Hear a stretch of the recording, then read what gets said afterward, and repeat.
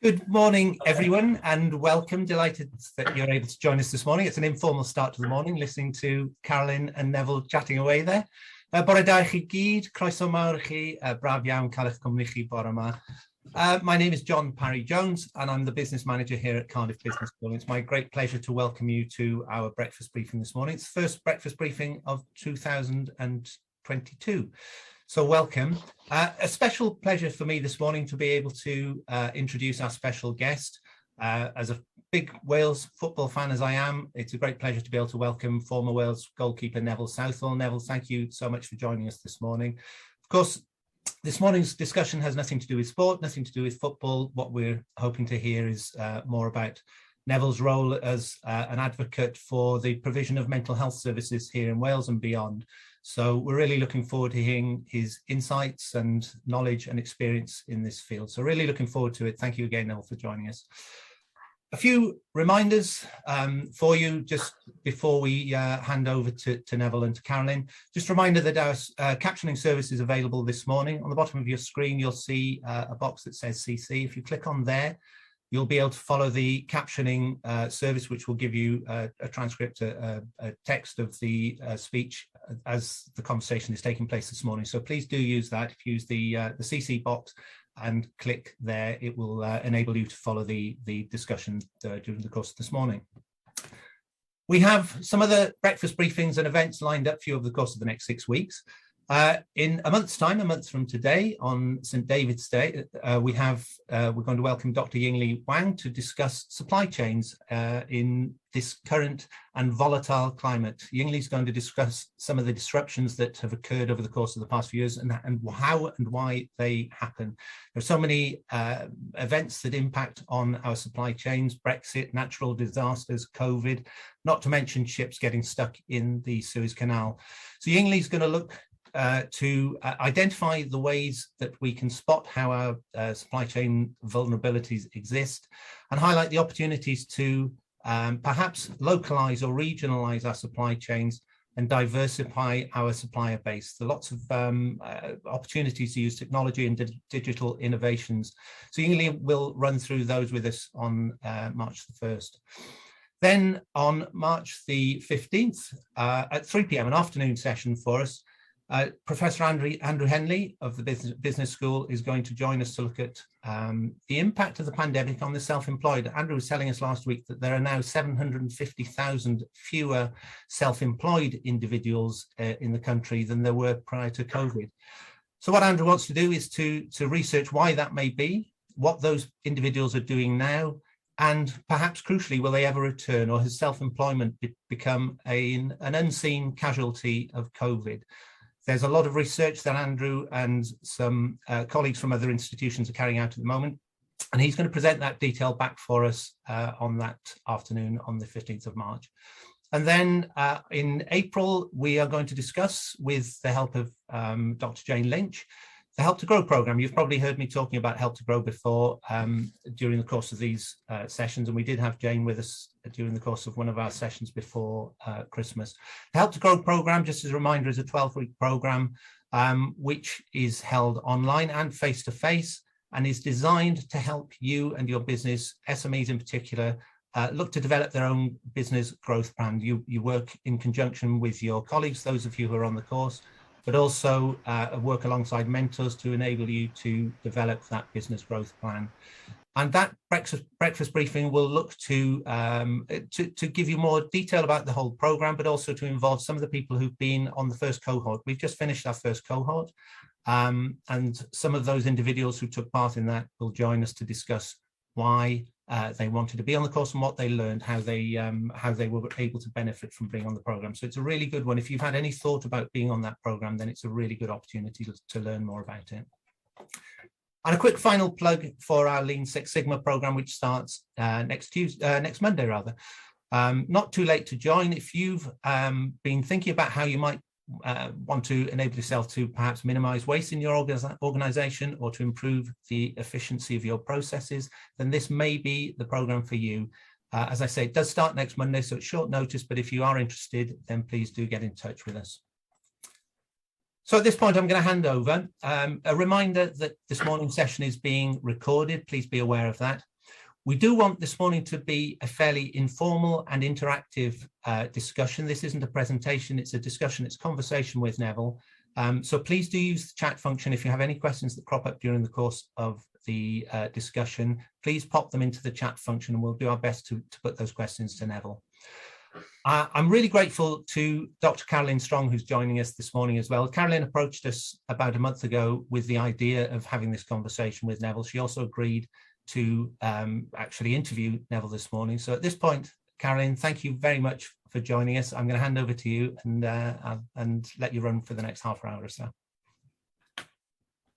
Thank you, John. So good morning, everybody, and welcome to Cardiff Business School. Particularly welcome to Neville to Cardiff Business School. We are actually in the business school this morning, looking at each other face to face, COVID safe, I might like to add, all above board. So Neville, I'd like to welcome you to Cardiff Business School. Just for everybody, anyone on the call, I'm sure you don't need to be told, Neville was Everton goalkeeper, Welsh international footballer, and after retiring from football, Neville became a football manager and has coached numerous clubs, including the Welsh national youth team. He currently works with disadvantaged children and writes and presents extensively on the matter of mental health. He's prepared to take an unpopular position, never to worry too much, and never to worry too much about tomorrow, and never plan anything in detail, like this business briefing. Yeah.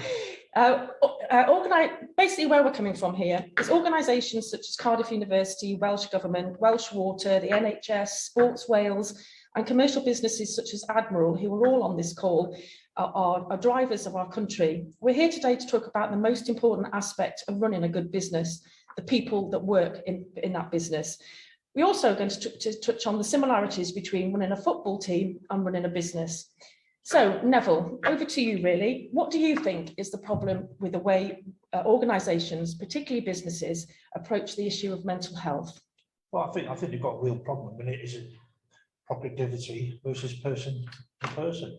I think you've got to look at, I talked to somebody about the menopause on Sunday, and that made me think about your body rhythm, and could you predict when people are going to be that more productive, especially for women, and I think some of the transgender people as well, is could you sort of go along on your body rhythms, for a woman especially, and then you look at what they're doing that month and where they're going to hit a peak and where they're going to hit a low, and maybe go along that. But look, I think mental health is all about the same as football. If I was a football manager, I'd try and build a relationship with all my people. And mental health comes down to the relationship you have with people. It comes down to knowing that person, knowing how are you, I'm okay, what that okay actually means. And that okay can mean several different things. It could mean, yeah, okay, I'm fine. Because it could mean okay, but in the way they say it could be, actually, I'm struggling. So I've done it in the past, where I've said to somebody, are you okay? And they've gone, no, not really. And I've gone, right, okay, I'll speak to you later. And I'm thinking, when I was driving off, I thought, you're an idiot. Because you keep telling people about stuff like this. And then the one chance you get, you don't do it. So I think it's easily done. But I think for businesses, it is like a football club. You have to build the right environment, and you have to get rid of all the stigma around mental health, because they say 1 in 4 have got it, but I'm convinced that 1 in 2 have problems. If not, all of us at some stage will have dark times, because that's what life's about. If it was a nice easy road, then we'd all be happy, but life's not an easy road, is it? It's full of bumps, and people keep saying the footballers are really lucky, but I can't think of a footballer ever who's not had either a bad time in their career or a bad time in their personal life, because that's what life is. So I think for businesses, it's the small things that matter. If your boss knows your name for a start, if your boss knows your kids' names or your family or anything like that, it's about having that contact. And it's really difficult. The bigger the organisation, the harder it becomes, and that's where your, I suppose, mental health first aider. And what we really should be looking at is for businesses probably a safety net around the businesses in terms of charities. And I know it's difficult with businesses because you have that thing of, I don't want to let too many people in because it becomes health and safety, COVID and whatever, but if you could surround yourself with people who could come in and just talk to the people at various times, and I think it'd get rid of some of the stigma. We seem to have still a real problem in this country with saying that we're struggling, whether that's because we're British, I don't know. We seem to have a real problem saying, oh, we need help. So how do you think, so you started off with menopause. There is a stigma attached to even talking about some issues such as menopause or bereavement. How do you think, so take Cardiff Business School, which is an amazing organisation to work for. I really love working here, but there's 300 people in our school. So how do we get over the fact that there's so many people, and as you said, get to know people's names, but within lots of organisations? First of all, we have so many people, but secondly, we have a lot of people who, as you say, they say, I'm okay. Yeah, I think the first one first is that if you've got a big organisation, you break it down into groups, and then you have sections, and then you get somebody in that section who knows that section. Because that's what they do. They work together in small groups. Like all the tutors would know each other tutors, or student bodies would have different student bodies. So you break it down into small groups, and I think that's one of the main things for me to do, to get people to say that they're not okay. I think it's difficult, but I think there's many ways you can do it. I mean, we looked at something in school where we asked the kids about this, and they said, well, what happens if we just said we needed to speak to somebody? And we had a key person in that organisation we could speak to, one of their favourite teachers. If he wasn't available, then we go to another couple of teachers. So they had 3 teachers that they could go to. So when they came in, they didn't have to tell us what the problem was, because that's not what you want to be asking in the middle of the corridor or reception. But they had a little book that they could fill in on reception, and they just said, I need to speak to a teacher. And that way, you're not giving any information out, but you're saying that you did need to talk to somebody. And really, it's about getting rid of, when you go into work, there's always that thing hanging over you that you're expected to come and do the work. You're expected because you're paying you to do that job. So when you come in and you say, well, actually, I don't feel great, you automatically assume you feel guilty. Well, most people feel guilty about saying, well, actually, look, I am struggling a bit. Then they start worrying about their job. So it's about creating that environment where if you come in and say, actually, I'm struggling, and then it's all about having the right person there to talk to, and then signposting them on. And that's where I think, the NHS are brilliant, but they're still massively underfunded, massively understaffed, and massively undervalued. And then so is there a way that we could get the charities to work alongside the NHS? So the NHS would, maybe signpost or blue tick some of the charities, so if you were waiting somewhere and you needed to see somebody and you couldn't, A&E could be 5-hour wait, 6-hour wait. Is there another way we could get a charity involved? Because I think the other way to look at this country is there's a lot of charities with the same hours. Now, mental health doesn't stop at 6 o'clock at night, it doesn't stop at 10 o'clock at night, it goes 24 hours. So you need the charities at some stage to be working 24 hours, but because they're charities, they don't have the funding. So is it a way that we can be clever enough to say, okay, we've got 3 charities in the area that deal with mental health, okay, can we stagger them so we cover the whole day? It takes a lot of commitment from the charity, but I think by banding some of the charities together, we could actually make them stronger, which make the NHS stronger, which make going to government stronger, saying, because at the end of the day, you've got to remember that if charities stop working tomorrow, we wouldn't have an NHS. It'd be flooded with, it'd just be dying on its feet. It's bad enough as it is now not because of the people in it, because of the people outside of it. And that's a real problem, especially in England. So you're looking at your business, and I think mental health first aid is a massive priority. I think bereavement training for that person is a priority, because it's got to come, because if you've got a big factory or you've got a big business with lots of people, and you're going to have deaths, you're going to have births, you're going to have problems with kids. So you need to have that mental health first aid, at least one who's highly qualified. And what most people do is say, right, he's a mental health first aider, he's been on the course for 2 days, crack on fella, or crack on lady, and that's what they do.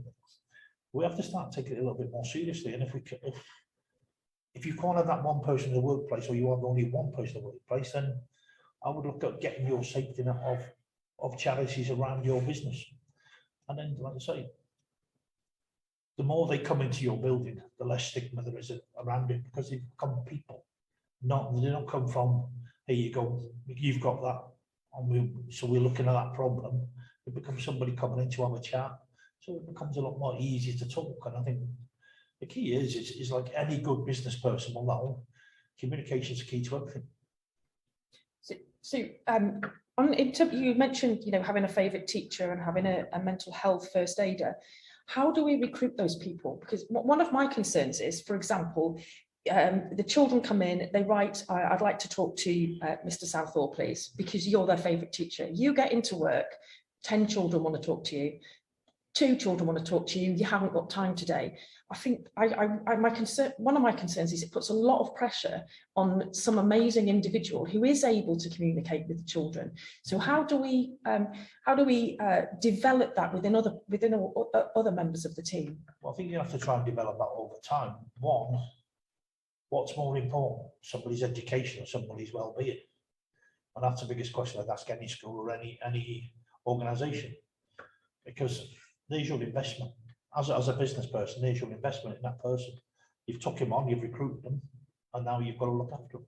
Because one, it's your duty, and two, that's the right thing to do. So you've got to look at that. Yes, it's going to be a problem, but that's what I'm saying.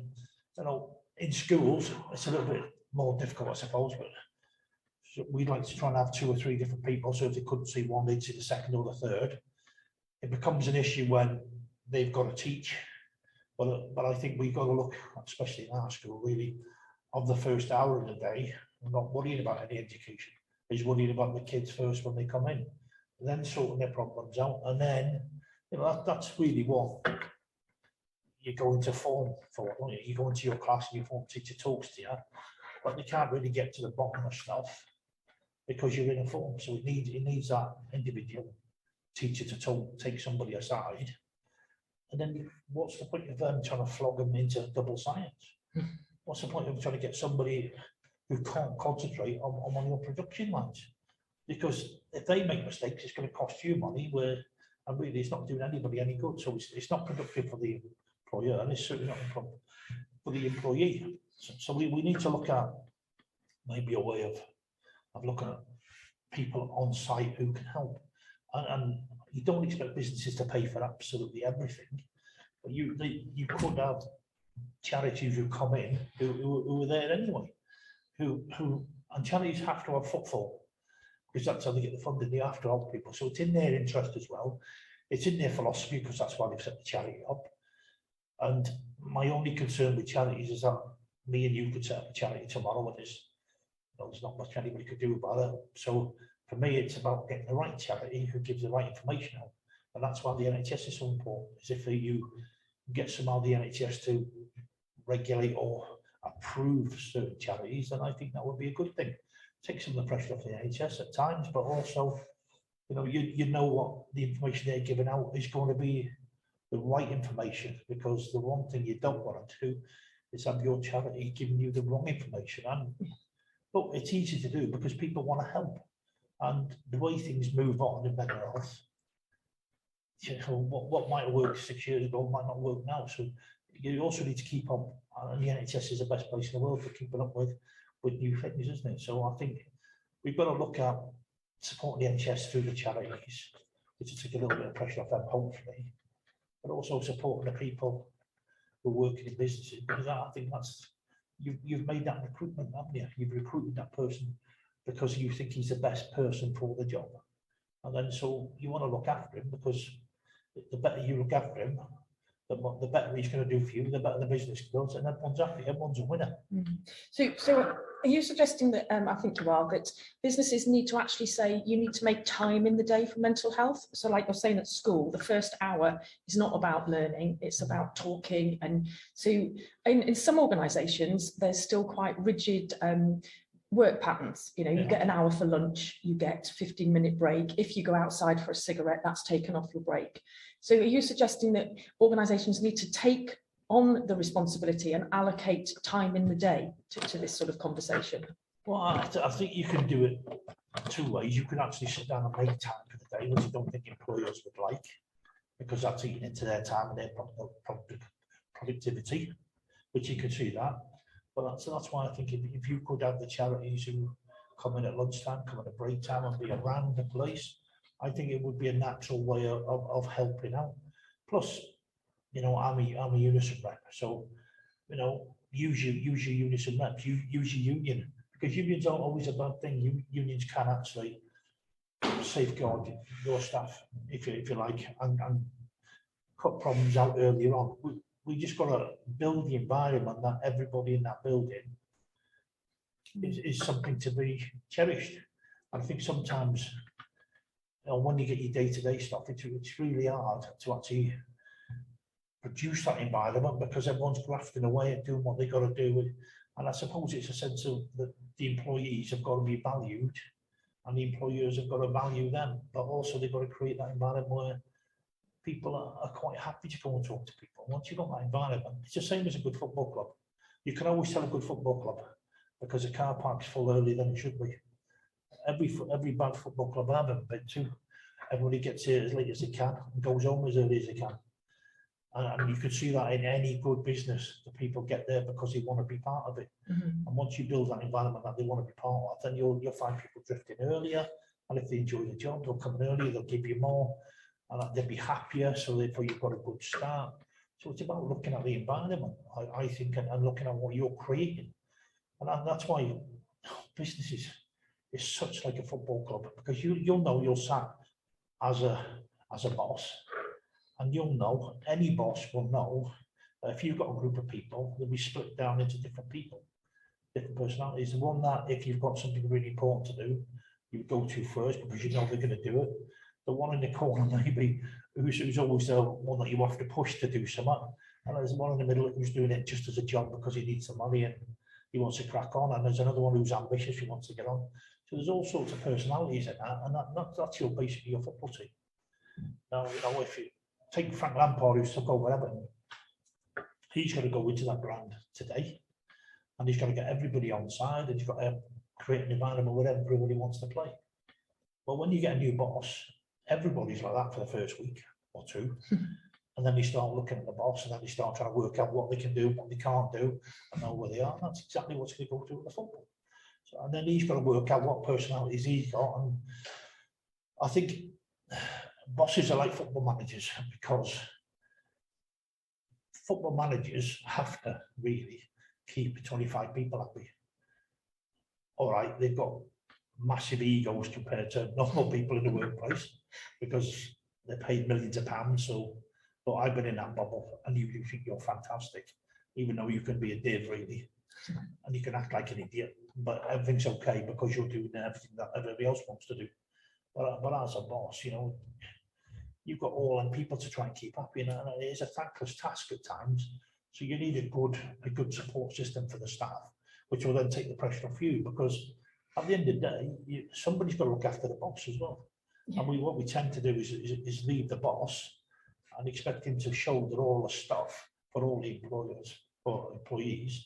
And yet we don't try to look after the bosses. So you've got to look at it two ways. Yes, we've got to keep all these people happy, fit and well, but we've also got to have the man at the top.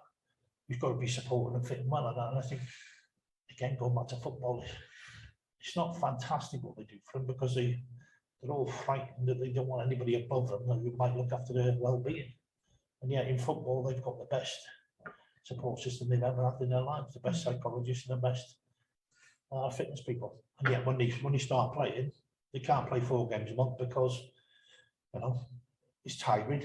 And if they're struggling, it's because they're not mentally right. So, and they've got the best psychologists and the best fit people. So if you trickle that down to the shop floor, then it is hard work. But we have to start somewhere. And I think the other thing is a must for me is that we start teaching people coping strategies.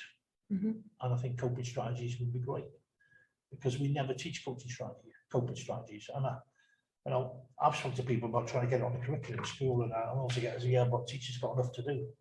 Okay, but if we start teaching coping strategies at a young age, then surely they'll be, when they come out at 16 and they've got lots of different, or they've been shown lots of different coping strategies, then they're better able to quit to the world, aren't they? And especially around exams. And then if we did the same in business, that when somebody was recruiting in business, we give them something, or we show them something about coping strategies.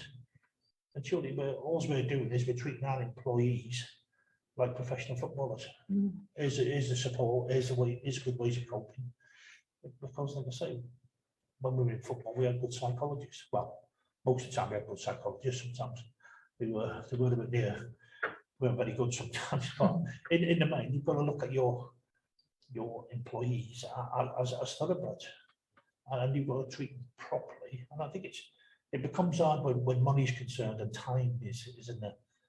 A good employer, I think, will make sure that their employees are really happy and, you know, do little things for them. You know, like I keep saying to my boss when he was in work before he had COVID, is that, you know, if somebody's having a really stressful day, and ours do become stressful, so why can't we let them go home half an hour early? Because they're not going to kill anything in it.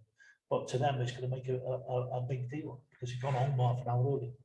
You know, they might have had to break up 2 fights, they might have heard some horrendous stories. Why should they stay in school the next half hour when they can go home and get away from it? So it's about trying to break down your brain and relax. And I think sometimes the way we organise breaks, and maybe, you know, look at the colours in the room when you have a break. Look at the music that you play in the room when you have a break. Look at the music when you come into the work in the first place. You know, when I used to manage Wales under 16 to 17 to 18s, I used to get the kids to put down all their favourite songs, and then I'd have a CD made, and then I'd play that, and then I knew I could make each person, they'd all have a song in there that they really liked. So on the way to the games, it'd be nice because they all had something that was their song, if you like, and then afterwards I'd look at then putting a different kind of CD on where I knew I could chill them out, because if we won, they'd be hyper, and if we lost, they'd be down. So it's just a way of just calming them down. Sounds like a good idea to me. Music in the workplace will definitely be a bonus. Yeah. So, John, I'm conscious that there's 70 comments in the chat, and I haven't read any of them. Would you like to ask some of the questions that you can see in the chat? I will. Yeah, thanks, Caroline. Loads of questions coming through and loads of observations. So thank you for those, and keep them coming. Perhaps a question that's come through from Aled Williams. It seems particularly difficult to get men to talk about their mental health.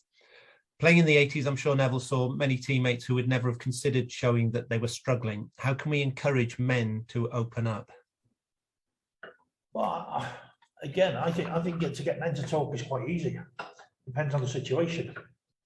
And again, I think we did, when I let a lady take over my Twitter who was looking to do a survey, a 32-page survey of suicide. And I think it was the biggest one in Europe that's been done, with no one from the Tories, I might add. And they weren't interested. And yet, you know, if you look at the statistics, I think when I went on the bereavement course not so long back, I think suicide affects about 30 people, and it usually costs about 1.6 million.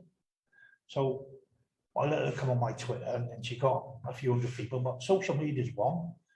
And also, don't get anybody in a suit on television preaching at you, because they're not interested, especially the younger people. If you're going to get younger people to talk about mental health, then you've got to send your messages to the right kind of people. And, you know, I've talked to a few people about maybe having mental health champions. And in Wales, if you had Sam Warburton giving you a message, or you had some geezer in a suit who nobody ever heard of and are not really interested in, who are they going to listen to? They're going to listen to Sam Warburton. So you get your people, your faces, if you like, your celebrity people, to give that message out there all the time, and things will change. People in a suit that nobody's ever heard of, because at that age they're not interested. You've got to do it through social media now, I think, and it costs you nothing. And I think that's the way to get through to people, is use your social media, your Facebook, whatever it is, and you find the right people, the right role models, and you give out that, and that would help men talk. And then obviously there's a thing called mental health football that they do really, really well in Liverpool, where they have people referred from the hospitals, and they do a little bit of football. and then they have tea and cake after with the carers and stuff, and then they have that, use that as a sort of debrief, and any problems that come up, they talk about that. There's absolutely tons going on. There's a fantastic barber called Tom Chapman, who's got Lions Barber, and he's training all the barbers to be mental health people, so that they can spot problems as well. So, but it all costs money, and I know he's done really, really well with it. He's a great fella. I know he's got some MPs behind him. So there's lots of things going on. You think of the people who you could get. Barbers, men go to the barbers a lot. You look at taxi drivers. You could use taxi drivers because tons of people use taxis. So why not use the people who are already seeing lots of people and try and train them up? Because I think it'd be a good thing. So yeah, to get men to talk, people keep saying it's really difficult. Maybe it's difficult because the avenues we're giving them is not very good in the first place. I'm sure that if any, Wales supporter looked at Gareth Bale's Twitter or social media and it said, blah, blah, blah, do this, that, they do it. It's just about getting the right avenues and right messages out. And going back to the NHS, I think I did talk to one of the EMs the other day about having an NHS champions. And you look at Michael Sheen, for instance, he does tons of stuff around mental health. Sam Warburton, Alan Wynne Jones, Gareth Bale, Mark Hughes, Ian Rush, people like that. And people will go to them and they will listen to them.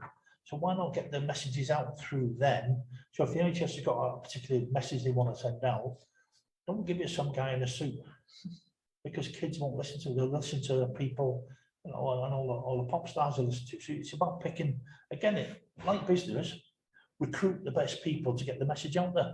And I think you can do. And I know you keep saying men don't talk about, well, they do sometimes together, but we have to create that environment. And one of the ways you create that environment is to get the right people and the right recruitment. And this one may be similar, Neville, taking away the male aspect, is that many of us are working from home at the moment. So we lose the social aspect of being able to chit chat in the office and have general conversations. So is there a concern in the same sort of way that it's harder for us to be able to tell whether somebody is struggling with their mental health because they're not having that level of dialogue? I couldn't hear that, sorry. Sorry, the question is, with the social aspect of us of so many people working from home, is it that much harder to tell somebody that you're struggling with your mental health because you don't have the same level of relationship with them, perhaps that you would have if you were sharing an office with them?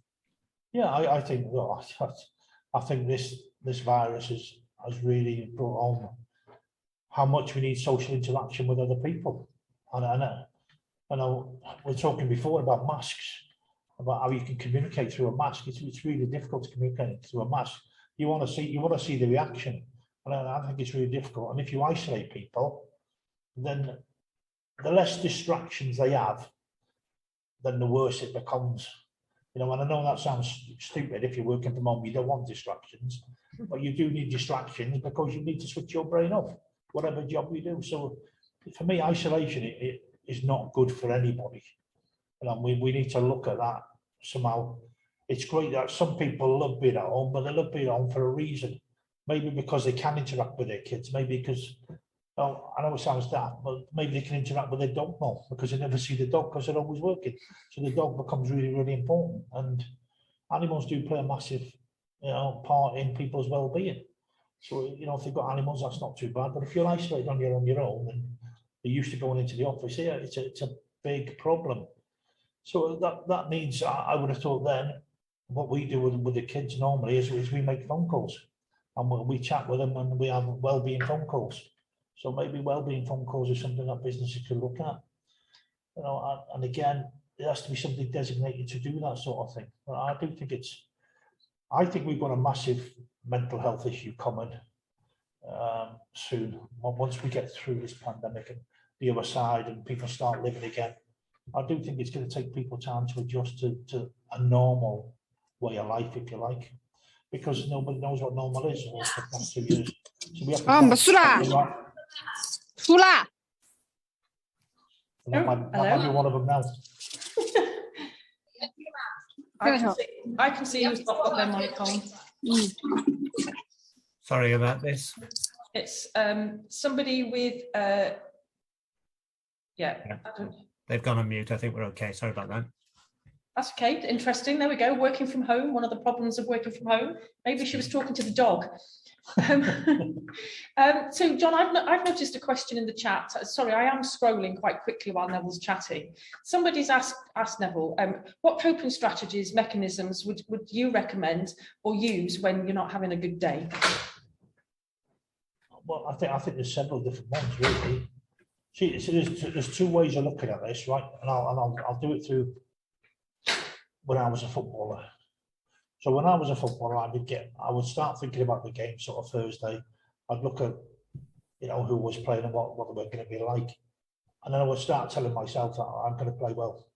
And I'm going to play well. It doesn't matter whether I have a row with my wife, I have somebody road rage in front of me, I have traffic, I have any sort of problems, I am going to play well because of that, and that won't beat me. And I used to do that all the time. I'd look at my music that I had before the game, so it wouldn't be too quick, but it might be something I could sing along to. So again, you can get rid of some of your excess excitement on the way to the game, because you are going to be nervous, or else you're not normal, I think, on the way to a match. So this is my home games, and so I change the music every 6 weeks, because that way then the motivation would only last me 6 weeks, and I get fed up with the songs. Bear in mind we'd only probably play 3 or 4 home games in that period. When I would get to the game, I would go in, I would have a bath, I would try and chill out. And then I would sit down and say to myself, right, how would you feel?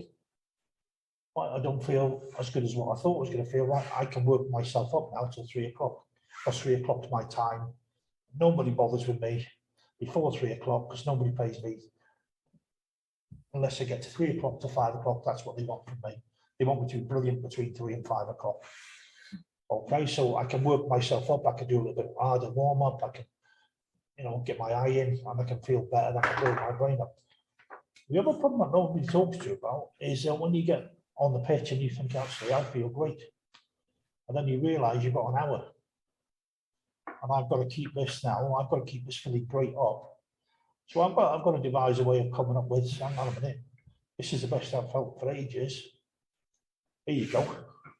I've got an hour to wait. What do I do? And that becomes quite difficult. So I did it once at Chelsea, and I felt fantastic. I went out and I did tons of stuff in the warm up. I was flying in the warm up, absolutely brilliant in the warm up. And then I made 2 mistakes in the game. I got sent off. So from that was my learning bit. So I thought, right, okay, every time I felt like that, right, I've got to try and keep a lid on this. I've got to keep it under control. And I've got to make sure that I'm still feeling great at 3 as I did at 2. And when you feel great, it's just as hard as when you feel rubbish. In fact, feeling rubbish before a sporting event is not as bad as feeling fantastic with an hour to go. It sounds mad, but it's like, because for me, I found it easier to build up. Coping strategy for me was visualization, because when I'd use things. If I walked into the ground, I'd know there was 40,000 people who wanted to do my job. It would cut their hands off to do my job. So what's the pressure for me? I'd look over and I'd look at the disabled section, and I'd see people sitting in a wheelchair. I'm thinking, I've got some cheek to actually think I'm under pressure.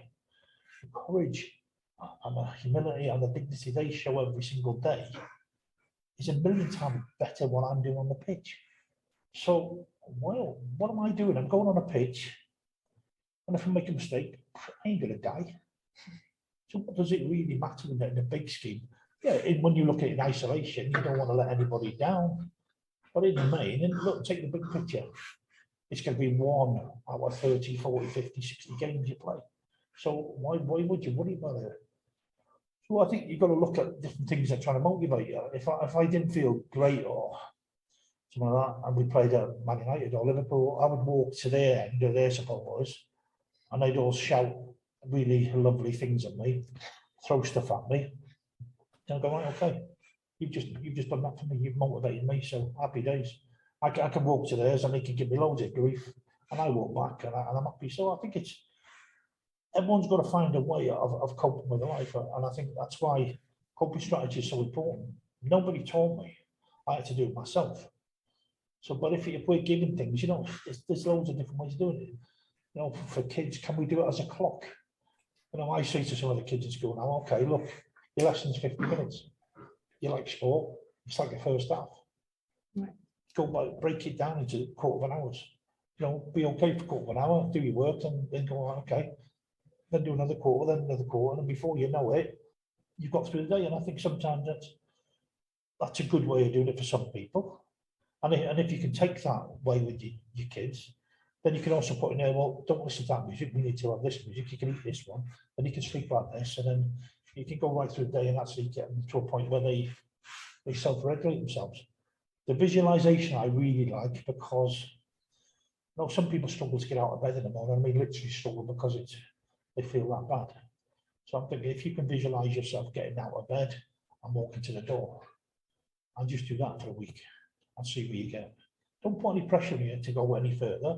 Just little steps. And then you look at that and you go, oh, okay, now we've got to the door. Now let's visualize you going to do something else, and then something else, and then something else. And I was found the best time for me was just before I dozed off at night, in that sort of state where, you know, you picture yourself doing it and you go, like, okay. And I use that. If I can't sleep, that's what I use. I've got my own scenario about sleeping, so I use that to get myself to sleep. And to be fair, it works 99 times out of 100. Which leads on to, oh, it's vanished, a question that Paula has posted. I think many people struggle in identifying the actual emotion they are feeling. Any pointers in helping others to identify these? You can only feel what you can feel.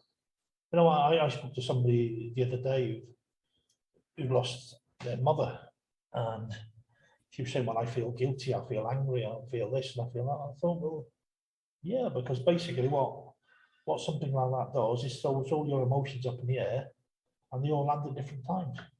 So if you think about, you know, all the emotions as balls in the air and you throw them up, they don't all land at the same time. So you are going to feel angry, you are going to feel guilty, you are going to feel, you know, happy, you are going to feel sad. It's all them emotions you have to go through, and that's part of your settling down, I think. That's part of your thing of going like, okay, when they all settle, then that'll be my time where I've gone through bereavement, if you like. No, it takes what it takes. We've got this thing in this country where we think that if somebody dies, we're not supposed to talk about them to the person who's obviously widowed, and then we start isolating them, because after the first sort of month, you know, and I do think it is harder for a woman at times. I think, you know, if they've lost their husband and all of a sudden, you know, the couple's going out, they tend to leave them out a little bit, and then before long they become isolated as well, and because people don't know what to say to people who've lost people. Well, they're the same people, they've just had a loss. They still want to do, they might not want to do the same things as you, they might not want to go out, but if you include them when you ask them, I think that's a good thing. You know, I had a girlfriend where she lost her husband really young, and nobody would ask her to go out. So I put it on Twitter, say, look, you know, here's your mates, did. So and then they started asking her again. And I'm thinking, it's because we never talk about death. We never talk about emotions, do we? And it's silly. When that becomes, we don't, what are you supposed to feel when you don't feel well? Mm-hmm. Well, everybody's got their own thing, because everyone's unique. So, you know, you go through different emotions. The one thing I've found is that accept it, because that's how you feel. You're not going to change it. You might want to do something to change it. If it lasts a bit longer, that's fine. But in the main, if I feel rubbish, I feel rubbish. So there's no getting away from that. So just accept how you feel and then go, okay, why do I feel rubbish? And then you start thinking about stuff. No, I think that leads through to what we were talking about at the beginning, about making time to communicate. So if you do feel rubbish, you go to work, you don't do your job well, you might make a mistake, whether it's letting a goal in or whether it's sending the wrong invoice to the wrong company. But we need to start to recognise that people do have these emotions which they bring to the workplace. And I think that comes back to what we were saying in the beginning about communications and making time. So, John, I haven't kept track of the questions in the chat there. Would you like to bring some of them I've got another one here from Brian Lang relating to business. How do we encourage the business sector to take more responsibility for the care of their people? This is not just true of mental health, but also wider occupational health and therapies. Really like your point that businesses can step up and help reduce and share some burden from the NHS. But how do we influence a shift in this culture when business is primarily driven by profit? Well, I think we've got to look at how other countries do it as well. We keep looking inwards, and we should be looking outwards. If you look at somewhere like Norway and places like that, how they deal with family issues, I think that the key is to work with the family. If you can work with the family, some employees do not want you knowing anything about their private lives, and that's a problem. Like I say, I think it comes down to the environment. I think businesses have a massive balancing act. Yes, in an ideal world, I think they should all get involved and all do everything they possibly can for their employees. Every business is at a different stage. Like a football manager, they're all at different stages, and all the employees are at different stages. And it's very hard to actually satisfy everybody at their different stages. So that's why I think you need outside help. And businesses have got to be open to having outside help. And that's why I see most businesses should have a ring fence of charities that work with them. You've got the NHS, but if you've got your own to signpost them first, as a first leg, I think, of the journey for them. And if it doesn't work with them, they can move them on to the NHS or the GPs. And I think it's very, very difficult to satisfy everybody. But your mental health first aider is a must. But then if you're going to invest in a mental health first aider, you have to train them to a high standard. Secondly, you must have a substitute first aider, because that one might go off. Because and then you've got to think about, if I've got a mental health first aider, how do I make sure that his mental health is all right? And that's really, so it depends where you stop.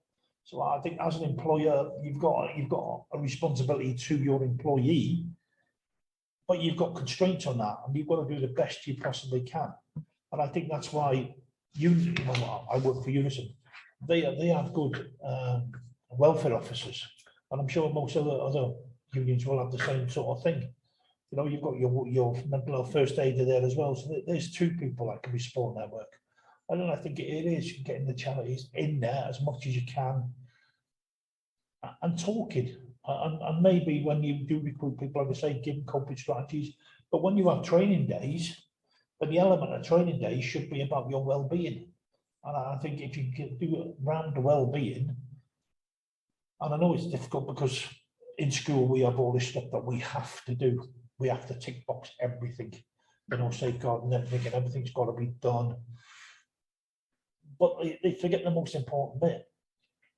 If we're dealing with children, then what's the most important thing? It's not their education, it's their well-being. Because you're never going to achieve what you want to achieve unless you can be yourself and supported well, and you're healthy and well. And then you're put into an environment where it's good to talk. And I think that's the biggest thing I ever say to any business is talk. Because talk, look, I said to Caroline, I think everyone who's been out there, we've all seen Batman, we've all seen Marvel comics, we've all seen heroes, and yet every one of you out there has got the ability to save a life. And that's your superpower. So why not use your superpower every single day and ask people how they are? Sometimes you won't know whether you saved a life or not, but I'll guarantee if there's 100 people on this chat now, and one of you does it today, whether you know or not, you'll save a life, and you'll save somebody getting harmed. And I think that is an incredible, powerful thing to do. So I think maybe in your businesses, you should be looking at giving all your employees the chance to use their superpower. And I think that would be a good thing. And you could use that as your main thing. If I talk to when I had my foster kids, I said, yeah, but, Thor's got a big hammer, but I can save a life. I don't need to go smash somebody on the head, because all I've got to do is pick up the phone, send an email, send a text, go on Facebook, whatever it is, and you can actually save a life. And I think, what price would you put on that? Well, I know what price I would put on it. I would put at least 1.6 million on it, because that's a statistical price that I know about. And I think if we all did that today, we'd save lives. And I think going through the year, and you keep pushing that message, every business would save a life. And I think that's a fantastic thing to do. So just to sort of round up on that point, given your experiences, what advice would you give to those people on this call that when you say to somebody, how are you? And they say, I'm okay. You maybe, how do you get over that barrier of, I've told you I'm okay. What if I'm not? It's about our relationship. And I know you're okay. I know what your tone of voice is. You haven't got instinct for people normally when you build a relationship up. And what's the harm in asking 2 or 3 times? What's the worst you're going to do? So it don't matter. So I think for me, it's about knowing that person, knowing how they normally speak, knowing how they normally react. You know, the fellow I told you about before when I said, how are you? And he said, oh, not very good. My only excuse is that I'd never seen him before. He was just walking in the gate. I think he was a temp teacher. So I think, yeah, but in the main, if you know your family and you know your friends. So in the main, you know what's normal for them and what's not normal for them. So you've got instinct in it and just follow it up. Thank you. John, while we were talking, I could see a couple of more comments. I don't know if they're comments or questions coming up in the chat there. They may have been observations that came through, which are all... Here we go. Somebody's written, Neville, this is for you. I love that. Encourage everybody to be a superhero and give employees time, permission to use their time to do this. So a great take from the end of the day, from the end of the morning, the day. Sorry, John, anything else before we finish off? Any more questions? There are no more questions that have come through. There was a question that was posted earlier on about what you might think, Neville, about the importance of teaching preventative wellbeing practices in deprived communities suffering from health inequalities. Yeah, look, I think again, what I look at is the way things are funded. There's an issue because they keep saying they want to work in partnership with everybody, and partnership is the only way to go. But how are we going to have a partnership if some people get funded and some people don't? And that's a real problem for me. So again, I did speak to somebody in the Welsh Government once about having meetings with all the suicide charities in Wales, all the bipolar charities, and banding the charities together into groups and seeing what they do and talking to them. And then you've got your groups, and then the groups can go and they can produce a spokesman to actually go and talk to the government. At the moment, somebody like Mind have so many different things. We did something in Carmarthen around suicide with Mind. But it wasn't all the minds that were doing it. It was just that one. And I'm thinking, because people work in isolation at times, it's really difficult. And there's also a case sometimes of duplication, where there might be 2 charities doing exactly the same work at exactly the same time. And it comes back, we're in a university setting, and all the businesses know about needs. Now, when you go to talk about needs, sometimes it becomes like a flesh market where people want meats because there's money involved in meats, and they grab the first 10. They have no idea who they are, but they'll grab the 10 because they want to get 10 meats on their books and they want to work with them. So I think we have to look at everything in partnership and the way people are funded. And it should be led by the NHS because they're the experts, and I think that's what goes back is NHS first. What comes next is the charities, and then the businesses. Or the businesses have the charities together. Can the businesses support some of the charities to make sure that they've got the help? But we can't do what we're doing in Wales at the moment, which is there's so many charities doing so fantastic work, but nothing's joined up. So we go into an area and so many people. Do you know, I went to a funding thing once, and there was 100 people in the room. And they all wanted something different because it was a funding day. And I thought, well, we just simply just all do the same stuff. It's mad. They all have to do the same funding. So we need to look at how things are funded and what is really important. And I think there's that's why universities and things like with people with funding, what's our priority in Wales? Well, this country is not great because of the buildings. It's not great because of the scenery. It's great because of the people. And yet, a lot of the times the people come last. So we need to make sure that we have the fittest, healthiest people we can get, because I believe in the future, and it might not be everybody's cup of tea, is that eventually, maybe not in my lifetime, but Wales will go independent. And if Wales goes independent, we need the fittest, healthiest people we can get to produce the best, because we have some fantastic people in Wales, thousands of them, millions of them. So we have to look after their welfare. Well, what we do normally when we go into a deprived area is think that we know what they want. And I did speak to a couple of people and said, well, there's not much in the Emma Vale area or the Blind Gwent area. Maybe we should do this, maybe we should do that. And then somebody said, well, why don't you speak to the entrepreneurs? So people can work from home and look after the kids and do this and do that. So I think it's a cultural shift we need to have, a big cultural shift of what's the most important thing in this country. Yes, we all need to make a living, so businesses are really important. But we have to believe in them businesses, and we have to have the government that pushes that business across the world. And again, if you go back to the sporting people and, simple things like, Mark Williams goes and plays in China. But as a Welsh government, have we actually said, let's use Mark Williams and let's make him stay an extra day and let's get the business people, and we'll have a representative, all the business people in Wales, and he'll put on an exhibition match against some of these people and we'll talk business. There you go. When Wales football team go abroad, can we keep the manager back and do the same thing about business? Can we use businesses, sport, to actually produce businesses? So, like the private areas are just, we just need a cultural change, and we need to get into people's psyche that work is fantastic. It's fantastic for your well-being. We all need to work. We all need social interaction. But we can't leave pockets of Wales underfunded and also on their own. And I work in the Welsh Valleys, and I think it has been underfunded. One of the reasons is obviously because geographically not really close to a motorway. I know they're the heads of the Valley Road, so geographical things come into it, so we need to look at that, but nobody wants to look at that because it costs money and it spoils the scenery.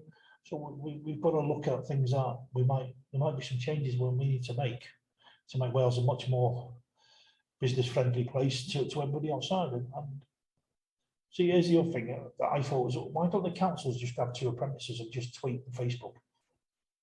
Every business. But I can think every business community across the world, it's costing you 180 quid a week. How much would you get back? So why and I thought, well, that would help the businesses. And then again, we see a split between unions and business. But why not bring them together? Because Unison is all over Britain. Why can't they put on business meetings? Because it helps Unison understand the employer and the employer to understand Unison. But we're all after the same thing, aren't we? We're all after trying to keep our workers in work. So that's good for everybody's mental health. So I think we need a little bit more dynamism, I think, and a bit more people who think outside the box. And that's what successful businesses are, aren't they? They're the people that drive the country. So we need them people in a position of power to drive.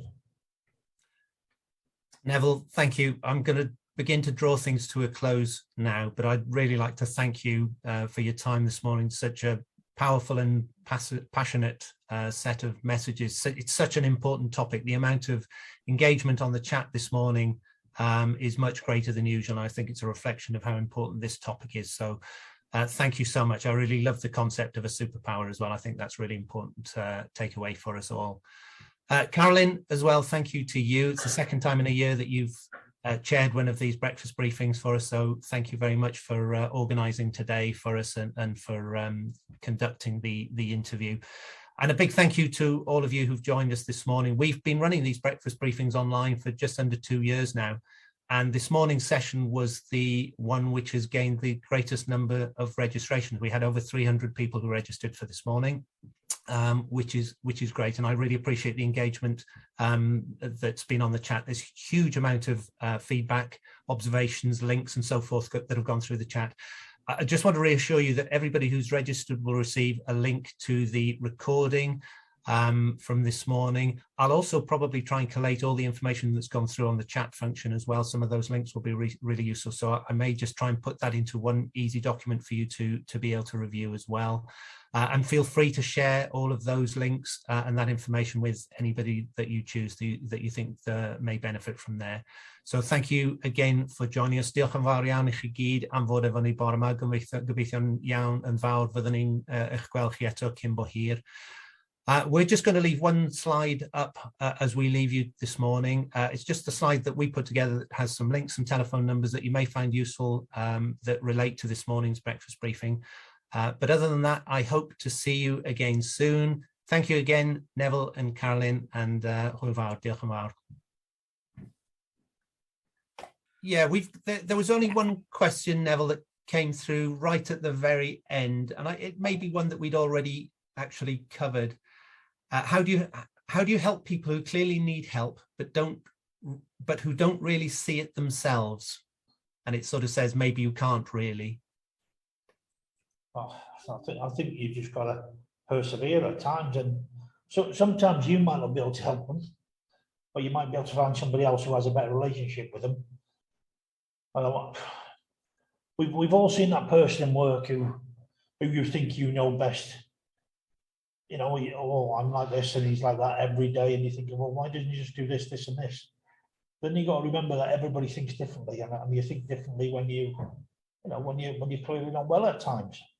And I think we all imagine that everybody thinks like us, and you know, it's the same when you're talking to somebody, you just believe that they think the same as you, but they don't. Yeah. You know, to somebody, like I say, getting out of bed and getting to the door is a victory. For you, it's natural, and so you have to find sometimes different ways of giving them the same message over and over again, or you find somebody else who has a better relationship than you do, and try that way. But don't stop trying, because sometimes you might get through and sometimes you won't. But you know, if you try and you fail, I think it's miles better to do that than just give up. Yeah.